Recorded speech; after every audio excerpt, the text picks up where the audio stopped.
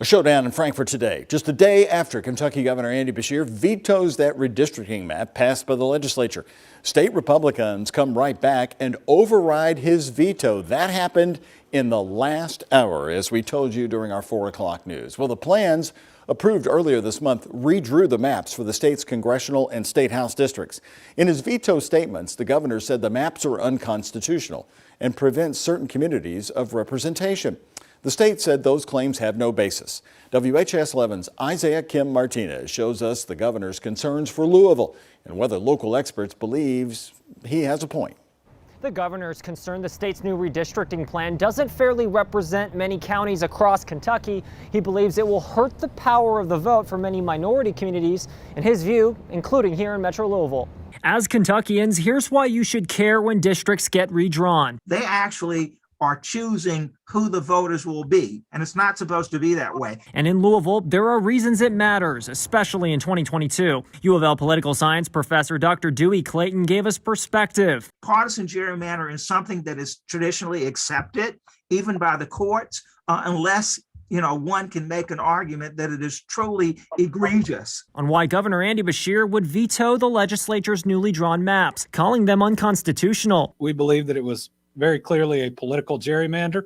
On Thursday, the governor doubled down, accusing Kentucky Republicans of drafting the maps, quote, in secret to try to hide the unfair advantage it brings them. In his letter, the governor cites problems with the 1st congressional district that now would stretch hundreds of miles from Frankfort all the way to westernmost Fulton County. He believes the move doesn't fairly represent folks in those areas. Real challenge to see how one congressman or woman should represent both of those areas. Governor Beshear also says some of the newly drawn state house districts hurt minority communities, including in Louisville. Louisville Urban League believes that it lessens minority voices and votes, and because of that, I think that they should do it again. GOP lawmakers responded, saying the plan meets all legal considerations and increases minority representation. And on Thursday, voting to override the governor's veto. And not long after, Kentucky Democrats wasting no time, filing a lawsuit, what Beshear hoped would happen.